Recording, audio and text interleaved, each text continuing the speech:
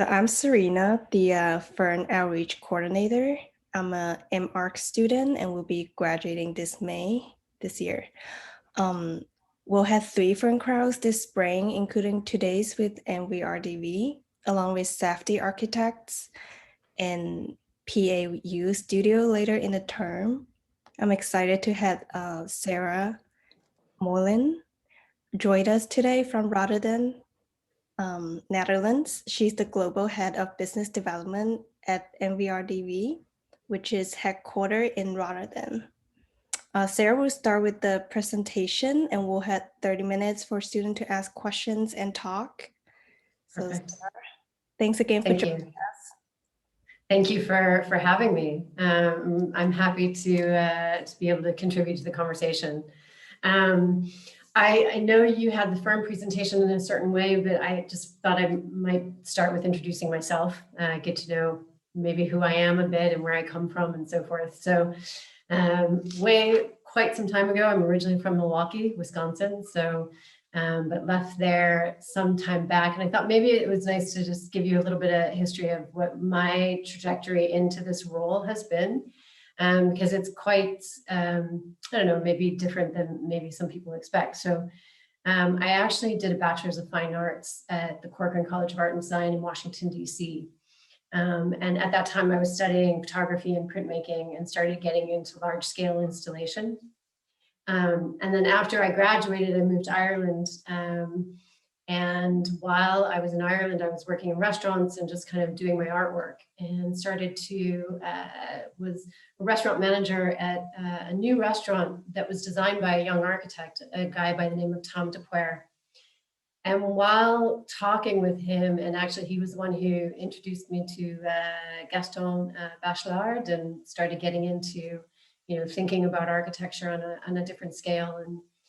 But I also worked in the restaurant, and in this beautifully designed space, it was functionally very difficult to work in. He had separated, for example, the bar was at one end and the ice machine and the dishwasher was at the other end. And so my moment of thinking about architecture and going into architecture came with the mixture of beauty and function. So when at that stage, I kind of was moving away from being an artist and thought, maybe I should start studying architecture. And so I went to UCLA and did my MArch there. I did the 3-year program and then continued to study and was a practicing architect. So started off in residential, very small scale interiors, and then was practicing there for about 4 years, and then I moved to New York. And so my practice started to get bigger, if you will. I was working on residential, larger scale residential, hospitality, and then moving into institutional and more public projects. Then I was in New York for about 5 years working in different firms and decided to leave New York. My partner and I decided to move to Europe. I have family in Ireland, so I worked in Ireland for a couple of years. While I was in Ireland, I got my architect's registration, which is, as you may come to know, a very arduous process. But I was very proud to say that I'm an architect because I'd spent a lot of time studying and working there. So, kind of fast forward, I've been involved in many different ways of working in the built environment. I've been with MVRDV for about 1.5 years now. And in the last, I would say 7 years, my work as an architect has moved more from a practitioner to an implementer, is the way I like to say it. I realized that it wasn't my real talent to be a practicing architect, to be making architect, but to be making architecture happen. And so that's how I got into business development.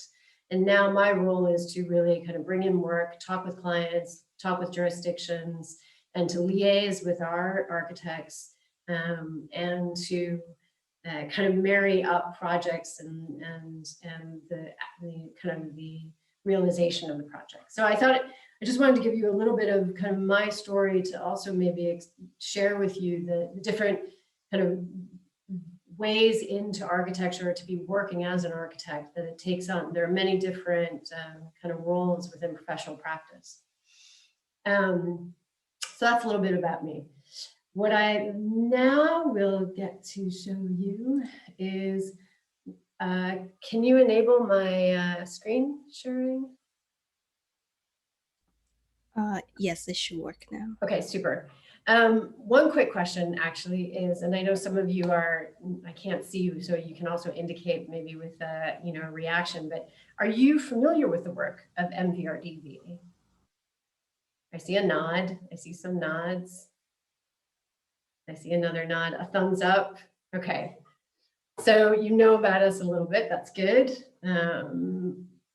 Always good question to ask. So let me go ahead and share my presentation then. Let's see, there we go. Can you see the presentation? We see it, I think from the presenter view, we can see the next slide. Let's see. New share, let's do it this way. Oops. New share. This is always a little bit awkward. How about there? Yes, I think. Now you have it, okay. So I'll go into who we are. I know that the ask was also to talk about our mission statement. And so what we like to say, if I can get this to work, is that, whoop, too fast, okay. We create social, innovative, realistic, green, remarkable architecture for a changing world. And this is our core team of management and founding partners. We were founded in 1993, so we're not around that long, 28 years or so. As Serena mentioned, we're based out of Rotterdam, but we do have satellite offices now in Shanghai, Paris, and Berlin. We opened up Berlin in September, and with all things, fingers crossed and so forth, we'll be opening up in New York, a fairly small presence to start with, but we are finding that there's real opportunity there. But the other thing that we like to kind of focus on is our iterative process. We kind of, we'll research something, we'll go through a process of design that is looking at all different ways of thinking about a design approach. We like to say that we, you know, sustainability, of course, is on a tip of everybody's tongue at the moment, and something that we are still continuing to investigate. How is it to be a good, sustainable architect, urbanist? But we do think about each project. I'll go into more about this project a little bit later on. I'm not going to belabor our projects, but at least you get kind of you know, an overview. You have said you're familiar with it, but you know, we talk about being radical. We talk about really having a curiosity about the projects that we undertake. Both from all scales, from urban architecture to product. As you may know, we're associated with TU Delft, so a lot of academic research comes into our work as well. We also, this was actually some, you know, we're very diagram heavy in our work, and a lot of kind of exploration on how we can tell stories. But this was something we did for resilience by design, and finding actually solutions that may not just be about the architecture, but also about problem solving. And then this is really about kind of the involvement we have with our institutions that we work with. So TU Delft, we're also part of University in Berlin. And so that we use that space to push our thinking and push the ideas, push the technology on how we approach our projects. So just some really high level overviews of what we touch. We're really, I think a lot of people know us for our urbanism and our master planning. This is a project, a diagram, an illustration really of a project you may have read about not so long ago in the New York Times, actually. It's what I love about this project. It's called Oosterworld. And basically we created an experiment in freedom where we imposed very few rules, and anybody who decided to buy in could kind of make up their space. So we created a framework, but we kind of distilled it incredibly, so that how can we make a master plan collective? And that was sort of our goal with that. This was a project in Seoul that we, after the High Line, the New York High Line, of course, many other places started looking at some of their disused railways or, transportation areas. And so this was started in 2015, completed in 2017, to kind of create this, what we called it a plant village, that has been realized on a former inner city highway. So this was, using native plants to green the area and to pedestrianize, to create community. And it's actually been hugely successful. We're really thrilled about that project. We also get involved in a lot of research and exhibitions. This is a project that we just recently announced in London, the Marble Arch Hill. It kind of is a spin-off of something we did. We were looking at for the Serpentine Gallery exhibition pavilion space, but it's a way to regenerate the Oxford Street shopping retail area. And I think that's also something that where we take an approach that will not just be about something applied down into or on a site, but actually has, kind of impact contextually. And that can go the other way too. So this was the vertical village, and this was kind of another rethinking of how, and rethinking in a response really to the villages in many East Asian cities that are, built or small scale, what we call, that would be known as kind of a lightweight architecture and seemingly dispensable, where large developers are coming in and kind of, just clearing out the areas. And we really felt strongly that we needed to kind of tell some story or think about this in a different way. So we started to kind of investigate these urban villages, and find another way to bring back the awareness of these sort of buildings to a community and to the areas, to the cities. Transformation in the US, I know it's adaptive reuse is the terminology that's used a lot. For us here in the Netherlands, we call it transformation. In Europe, they call it transformation a bit more. So the previous slide, you see kind of the silos that we were sort of given, I suppose, and we were able to transform these into apartments. We see a lot of this now. A lot of urban waterfront areas are going through kind of radical conversions.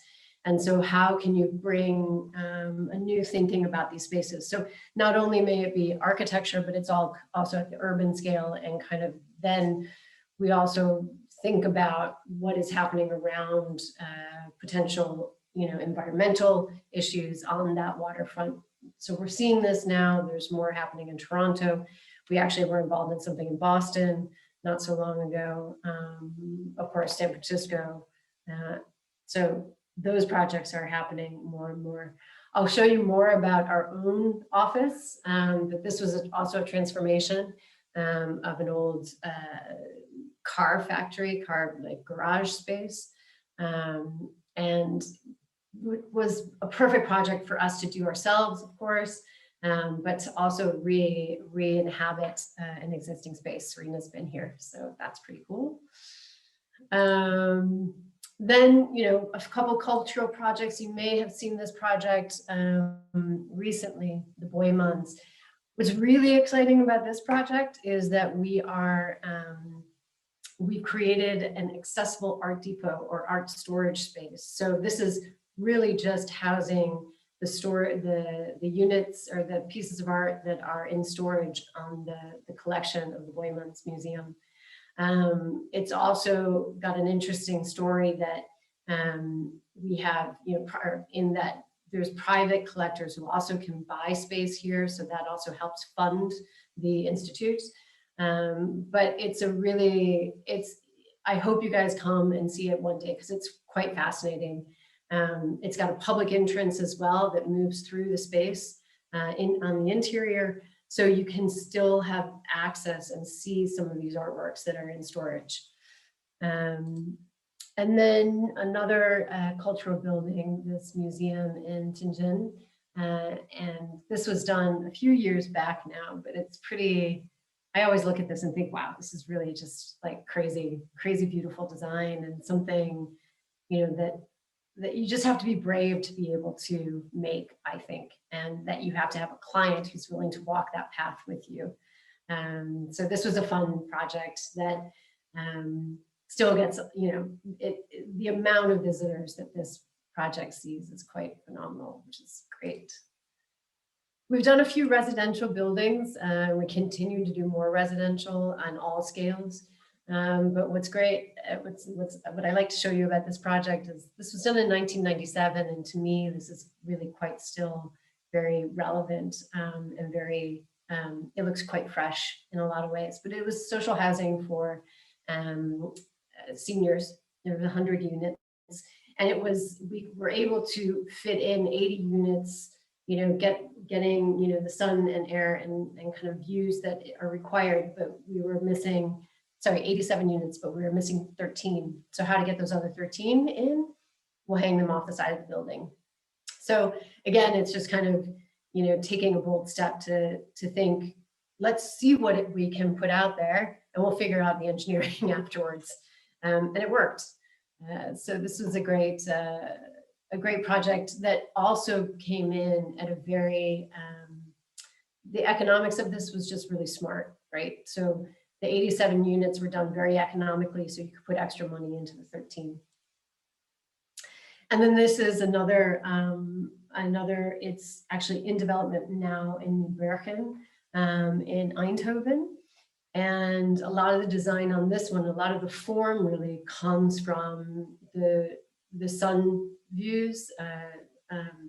So solar studies were done, and also, how light can come into the space. And we're doing a lot of work with this kind of intelligence, I suppose. We have, what I won't really get into is we do have a whole scripting team that's working, through parametric design. And I'm sure, when I say this, you guys know way more about it than I do these days, but I know, what we're looking at. But it's a great analytical tool that allows us to make more intelligent building, more intelligent design, and then more intelligent construction as well. Our mixed use projects, just a few, and again, I'm just picked a few that I thought were nice to share. This project, the VPRO, was done in 1997, and this is one of the first projects that I learned about MVRDV with. And it was exciting to me back then to think about this mixed-use office space that thought about kind of open spaces in a whole different way. So it's an iconic project for us. This was our first project that kind of launched us out there. And I still, it's a fantastic design in my opinion. And then we have this project now, Valley. It's in construction and it'll be completing this year in Amsterdam. And this again, also lots of different studies in terms of how to construct and how to design the spaces so that they were unique views, but still could be buildable. And then we have this work 12. We just got an award on this. To me, what's really exciting about this project, especially when you look at the aesthetics of and the kind of the form of the previous project, is the simplicity of this, but yet how much thought has gone into this. So this project was realized with 5.5 meters between the floor plates, quite large, right? And the idea is that the structure can hold floors in between. So should another occupant come into the building, for example, they can reconfigure it as they need it. All the circulation is on the exterior, so it opens up the entire interior. And one of our founding partners, Natalie DeFries, talks a lot about the multiplicity of architecture in architecture. And so that can come not only from transformation or adaptive reuse projects, but also when you're building a new project and how that might be able to evolve over time. And then a few projects. So back to this one, Tainan Spring. I love this project. To me, it's a great, this was an old mall that was transformed. And in order to make the public space, we chose to keep the remnants of the existing structure to build up the public park. And so you have this kind of dystopic sort of, you know, collapsed structure, but it's informative and forming the new structure as well, and the new use of the space. So this has become really successful. The community is really excited by this. The plants, of course, will grow in, and it's a nice isn't the word. It's a really intelligent, smart, great reuse of a retail space that nobody is using any longer. And again, it takes a brave client and I think a brave architect to be able to put something out there and see this succeed. And then our Markt Hall here in Rotterdam. So this was finished in 2015. It's quite a fascinating project. You really, again, something when you come to Rotterdam, it's really a playground of architects here. So there are a lot of different projects. This is really quite impressive. It's got apartments on the top floors, and then the market hall is in between and at the base floors. And it's really become an icon of the city. Okay, I'm going to show you, because I think that's about the practice and so forth, and I want to show you through our house, as we like to call it, and I'm only focusing on our Rotterdam office.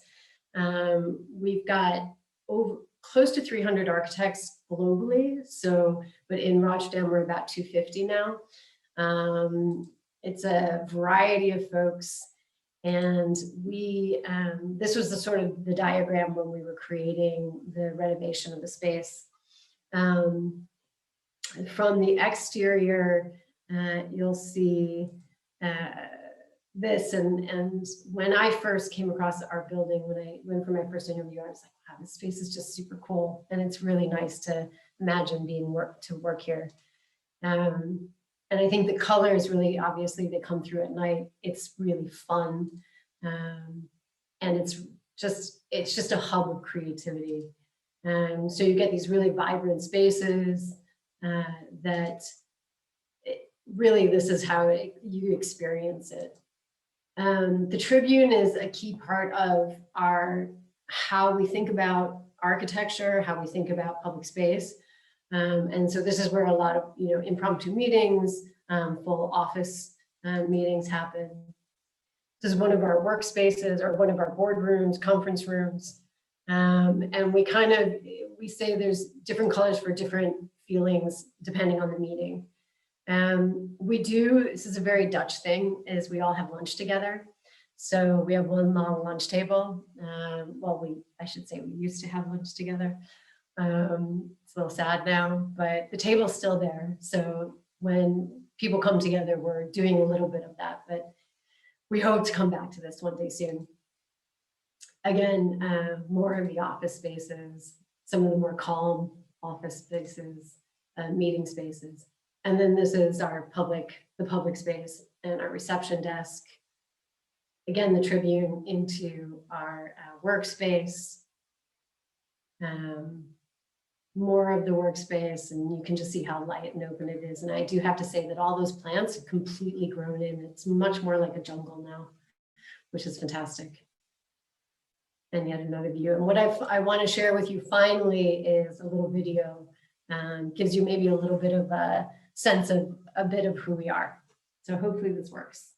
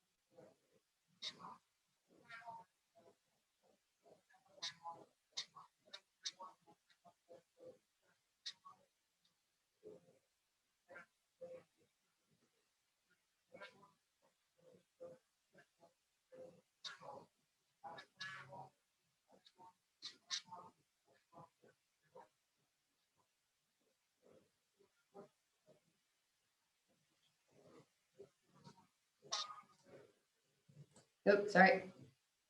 Keep going.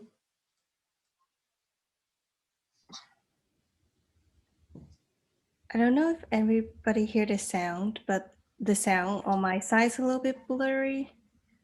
Oh, you can't hear the sound? I hear like some noises. Oh, no. Oh, that's not really good then. I'm not quite sure how to change that. Do you have any suggestions on how to make that better? Um, do you have the link of this, like maybe on YouTube? You can share it. Yeah, I can do that. Absolutely. I'll leave it there then because that was the last bit. But that's a real shame because I was hoping that you guys could see this because it's a great story and it's a great moment and kind of capturing everybody. So I apologize that that didn't quite work out and figure that out. I'll send you the links for sure. So that is everything about me, the office. I think that's a good timing for giving us enough time to have a chat. Sounds good. We're open for questions if anyone has any questions.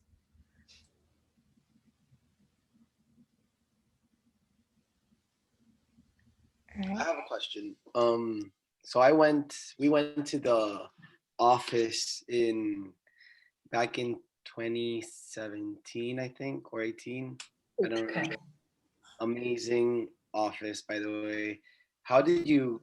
Did you do like some research for the colors? Because I remember it was like um the conference room was orange, as you showed. The for talking chill, it's another color, and then so like Exactly. was there any research, or was it like how was that? Yeah, there was research into it. So, you know, for concentration, for calmness, for, more vibrant. So the orange room is, about vibrancy and kind of really a great space for working. There's a board room that's blue. It's a bit more serene and kind of a little bit more serious. So there was some research that was done to it. We have a light blue room where a lot of models are. And we also call them, they're not called by their colors. There's like, the living room, the board room, the workshop room, and so forth. But yeah, that was a part of it. And so you have the colorful rooms on the one side, which are all the meeting rooms, and then it's white space for all of the other workspace. Amazing. I had a question, so a lot of your designs very bold. I just wonder, is that usually like what the clients want when they approach you, or it's a little bit more like persuasion to the client to like Yeah. push for the design? It's a little bit of both. It's a little bit of both. I think, you know, people don't really come to us for more pedestrian architecture, let's put it that way. What we've learned over time is that we're quite ambitious and with our thinking. And so we need to have a client that matches that ambition. At the same time, we also know we need to take people along sometimes and sort of convince them. And that's where a lot of the iterative work comes in, so we can talk them through the process. But yeah, because we focus so much on the concept, and you know, the way that we work is that we pretty much are involved like 90% at concept. By the time we come to DD, we're at maybe 50%. And then by the time we go to construction administration, we're at 10%, just looking at the aesthetics. So we're not the executive architects, if you will. So yeah, that real push into the concept. Yeah, it's what we know well. And so we need to tell the story with that. Thank you. I have a question about your background. So you say you studied architecture and then the art and then architecture at UCLA. So how did you end up working at this office, and how was that move from countries? Because I can expect it's very different. Yeah, well, I'm Irish and I'm American. So when I was young, I lived in Ireland as well, and I have kind of an experience of moving in several different places. So I've kind of, you know, found myself in different situations and therefore been able to adjust. However, moving to the Netherlands was the first place I lived without knowing the language, and that was very isolating and quite difficult. But it's an incredible place for art and design, and there's a diversity of people here in the Netherlands. So I'd say one of the things when I first moved here, I worked for OMA for a year, and actually then I worked for Starbucks for about 7 years in design and development, and then came back to architecture. And there is a cultural difference in terms of how people approach, you know, frankly, problem solving, getting ideas across, talking to one another. So in the 11 years I've been here, I've learned that a lot, but I've also, I also retain, you know, this is my experience and this is where I came from and so forth. So it's a lot of years of kind of building up a kind of a way of being, if you will, and constantly learning and listening. Very impressive career, like congratulations. Oh, thank you. Thank you. Does that culture background of the design transfer to the satellite offices? It's a good question.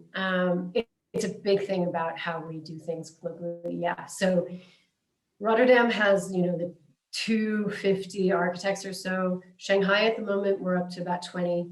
Paris is about 20 as well. And Berlin's about 5 or so. So at the moment, all of the design work happens in Rotterdam. And so at the moment, that's kind of how we're practicing anyway. And so it is a very, you know, when I first came, it was like to have, you know, the interns having the same kind of level of voice as a partner. It was like, what? Yeah, okay, cool. And so you see that, and that is also something that definitely comes in the work here in Rotterdam. And it's how we talk about ourselves being a Dutch architecture firm when we work globally. But it's interesting in Paris at the moment, like in France, you know, we're trying to establish ourselves more as a French architect, or that we gain the trust of the French community. So it's a bit of a, you know, it's a mixed bag, shall we say. We're multidimensional in that respect, but I think, yeah, but our design is based in kind of a Dutch culture, very much so. I have a quick question. I saw in your video that there were several team members that had the titles like architect, urban planner, architect, urban designer. So I was kind of curious how your team members, like as a team member, how people would kind of mix those two fields, and actually in your projects, how you would bring in elements of like urban planning and architecture and kind of, I noticed you said as well, like research into the context, urban fabric, things like that are very important to you guys. So kind of curious how you meld all those fields.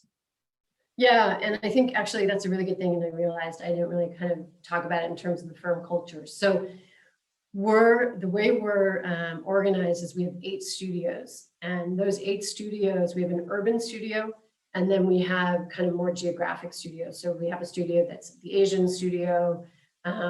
We have a couple of what are the EMEA studios. So one sort of focusing more on the Netherlands and the Nordics with a little bit of UK, another one that's very Netherlands and the UK, another one that's French, another German one. But what else did I miss? Another EMEA one. I think I've got most of them. So urban sits outside of the rest of them, and the urban studio will work with the other studios. They might lend out people, or they might work on an urban project and bring in an architect. But because all of that's happening within the office, it sort of, it informs, people are kind of aware of it and so forth. Also, when we go for an urban project, we're going to do the master plan. And of course, then that's the way that you start getting the architecture. So then we're getting the buildings, and then we also bring in other people, other firms to work on the buildings as well. So it's kind of a mixed bag, but I had actually never worked at a firm that had such an urban focus. And we're doing, research. We just did this thing on urban air mobility, which was fantastic with Airbus. And the resilience by design. So we're able to really think these kind of really large scale, kind of questions. And then, with that buzzing around the office, then you're talking about architecture as well. So it's a great environment for that. Thank you. That sounds very interesting and upbeat, fun. It's fun.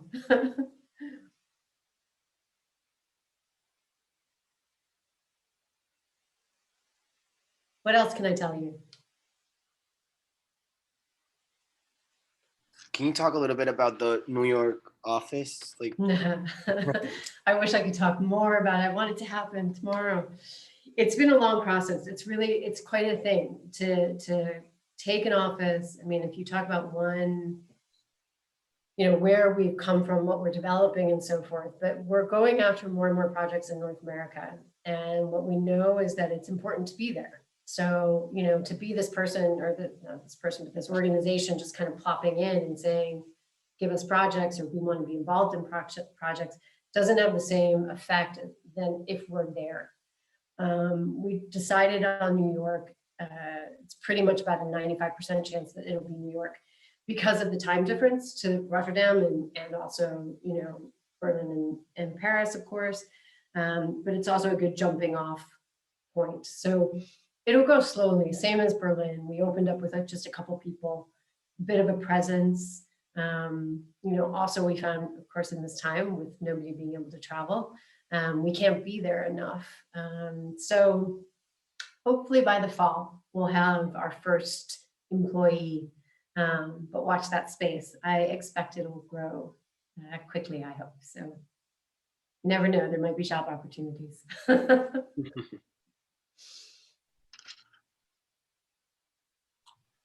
So the pictures of the office were great, and it seems like it has a great environment, especially like that table. I think that's amazing. But now that we're living virtually and that coronavirus, it's almost been a year, how has the firm managed and adapted? Yeah, we do a few things. So one of the things with my team, so I actually have a team of about 7 other people. We have a whole strategy and development studio, actually, which is PR, business development, visualization.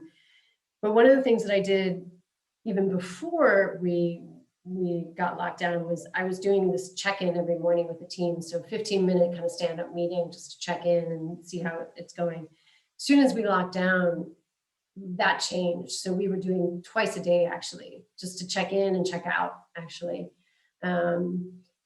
that's what we did. So we were doing that every day with a longer team meeting. And then pretty rapidly, we started using different tools, Slack, Miro, Trello. We were trying all different types of things to try to make sure that we were in touch with each other. Of course, WhatsApp or, whatever. And then, slowly we had our Christmas party online. So MVRDV does great parties, like barbecues, summer party, Christmas parties. And it was really sad that we couldn't do those this year. So the Christmas party was this kind of online crazy event that they organized really well. They made sure, they delivered us little care packages before the party. So you had your bottle of gin or your bottle of wine, or, that they delivered with cheese and snacks and so everybody could kind of do this together. And it's just so thoughtful. So they're really there's now a yoga class, a boot camp that we're trying to do together, virtual coffees that people are organizing. So we have many different ways. And, but it really is, before I took the job, I had a friend who worked here, and she said, it's the best place you'll ever work. There's just, people care about you, and it's, and having myself worked at several firms, it's quite a unique environment. It's great fun. With unique environments, there's also then unique and unexpected roles that pop up. So I was wondering what are maybe roles within the office, it's a job or an unofficial title, or even just how people of an architect's title, how that role might be different than, architect does the detailing or the stairs, or what are some unexpected, I guess, parts of the office that might stand out from others? That's a good question. There's a lot of involvement. First and foremost, I think there's a lot of involvement from the management team, the non-architects, if you will, and their integration. So whether it's the office managers or the HR, finance, and so forth, they're not hiding. So you kind of get an exposure to all that. But we also have a lot of different specialisms. So we have a planet team, for example. And, so you have the, people from the different studios who come together to talk about sustainability issues, how we can do better, how can we do different. We have a specialism, I was going to say we have the ping pong specialism, but there is a group that plays ping pong together on a regular, or used to at least, so kind of these extracurricular activities. We had this sort of specialism on scripting and so forth. So we're trying to also create groups that of interests, right now, actually within my team, there's a sort of an interest group on MVRDV's DNA. So where did we come from? And, what can we do to tell that story to ourselves even? So there's a curiosity, and there's always if you have an idea to do something, you can do it. Yeah, and maybe that doesn't, I don't know if that quite answers your question, but I think that we do, we kind of break molds.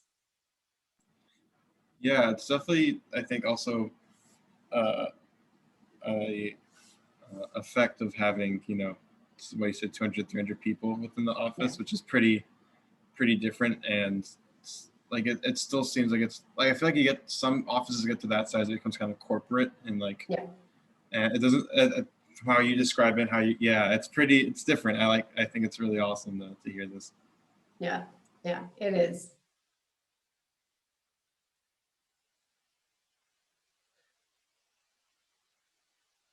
Anyone else? I unfortunately have to leave. Absolutely, no problem. Might see you again.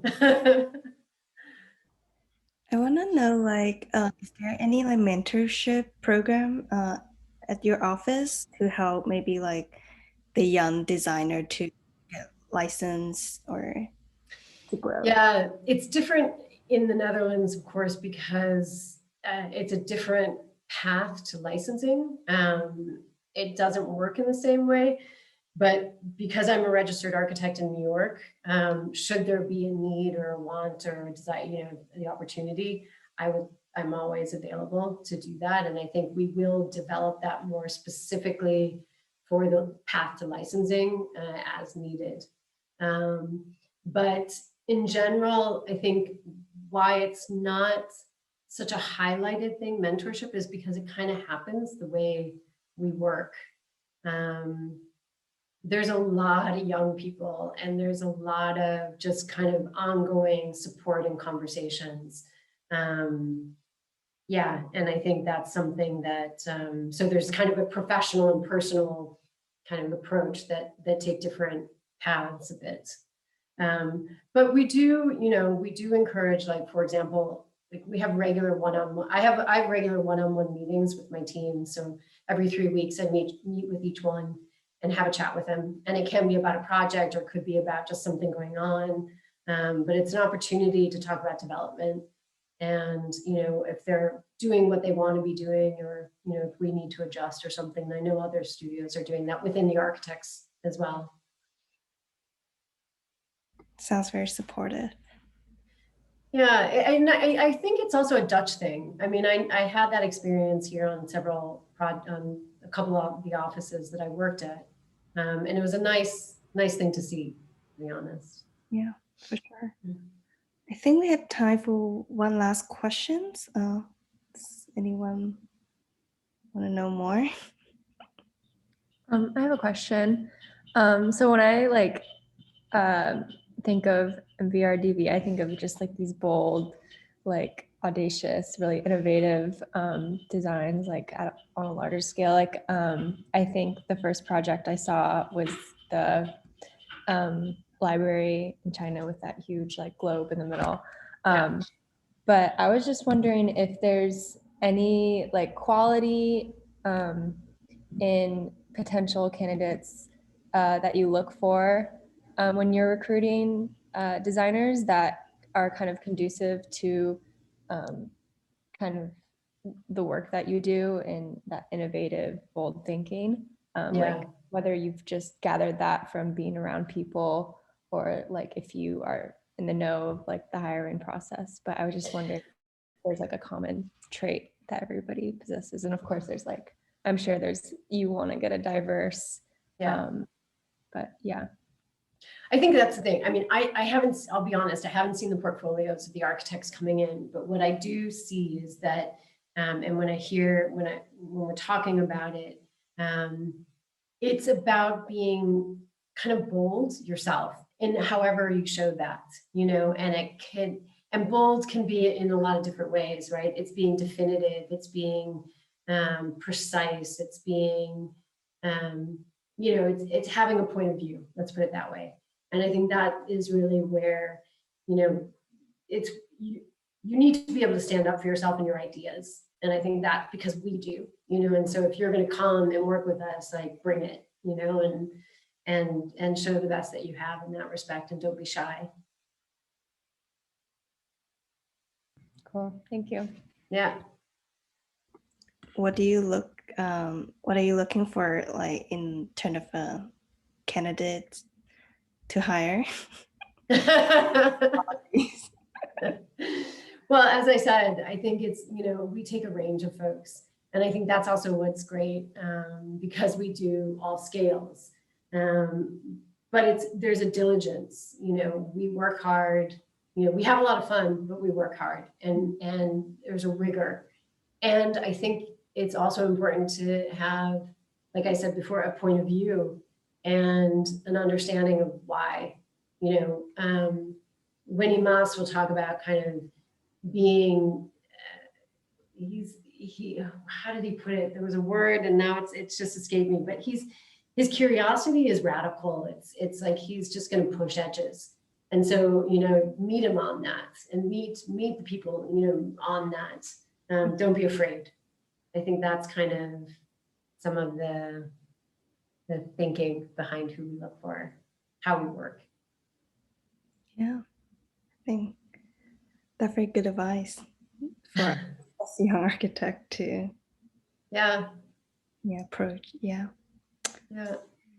Well, thanks everyone for joining us and for the great conversation. Thanks, Sarah. We have learned a lot about your firm and the culture, and it's very great just to hear directly from you and your experience working at MVR.